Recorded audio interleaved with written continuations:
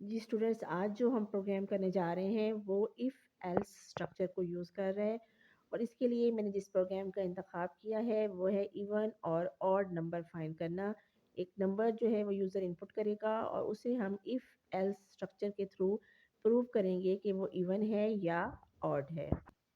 आइए हम अपने प्रोग्राम का आगाज़ करते हैं जो प्री प्रोसेसर डायरेक्टिव के थ्रू लिखा जाएगा। सबसे पहले pre processor directive include hash include के थ्रू हम मेंशन करेंगे स्टैंडर्ड आई डॉट एच और कोनियो डॉट एच। ये दोनों हेडर फाइल्स हैं जो अपने प्रोग्राम में इंक्लूड करवाई जाती हैं इनपुट आउटपुट फंक्शंस के लिए। तो अगर हम ये दोनों यूज़ नहीं करेंगे तो हमारा जो प्रोग्राम है वो प्रॉपर इनपुट या आउटपुट नहीं लेगा।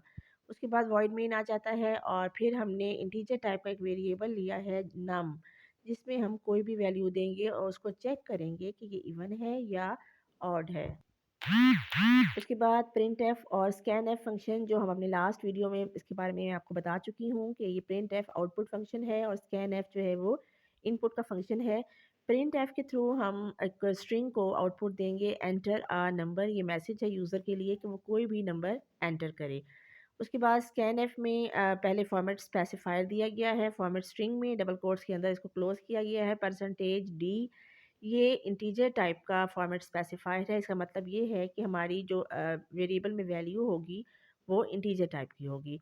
कॉमा एम्परसैंड और नम। अब एम्परसैंड क्या है? एम्परसैंड मैं आपको पहले भी बता चुकी हूँ कि ये एक जो है मेमोरी लोकेशन को पॉइंट कर रहा होता है। इसको एड्रेस ऑपरेटर बोलते हैं। जो नम हमने वेरिएबल डिक्लेयर किया था और हमारी मेमोरी में नम नेम की एक मेमोरी जो है एलोकेट हो गई थी, उसका एड्रेस ऑपरेटर एम्परसैंड में मौजूद होगा।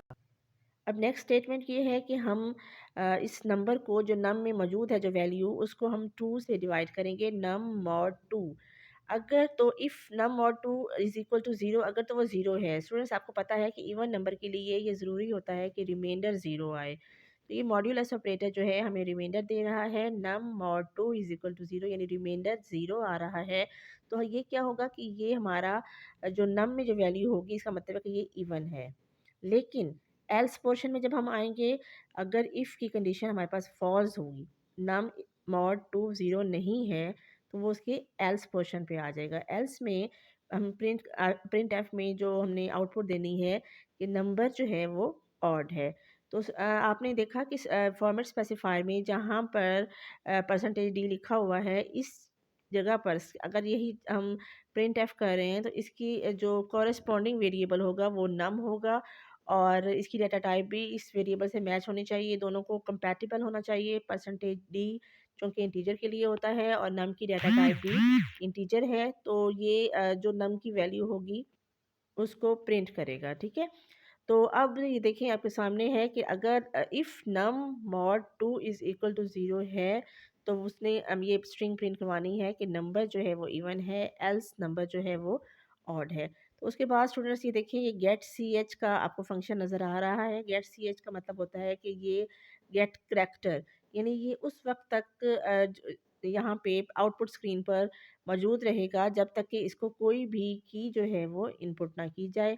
जैसे ही कोई करैक्टर इनपुट किया जाएगा तो ये अब हम वापस जो है मेन प्रोग्राम में आ जाएगा और आउटपुट स्क्रीन जो है वो क्लोज़ हो जाएगी। तो ये प्रोग्राम होप सो आपको समझ आ गया होगा कि इसमें हमने कैसे वेरिएबल डिक्लेयर किया है और कैसे प्रिंट एफ और स्कैन एफ में हमने नंबर इनपुट करवाया है और फिर उस नंबर को 2 से डिवाइड करके उसका रिमाइंडर हमने चेक किया है। तो अब नेक्स्ट वीडियो में मैं आपके लिए कोई और प्रोग्राम लेके आऊँगी ताकि आपको इसका सिंटैक्स, इसका जो फंक्शनिंग है वो सही तरीके से समझ आ जाए। तब तक के लिए अल्लाह हाफ़िज़।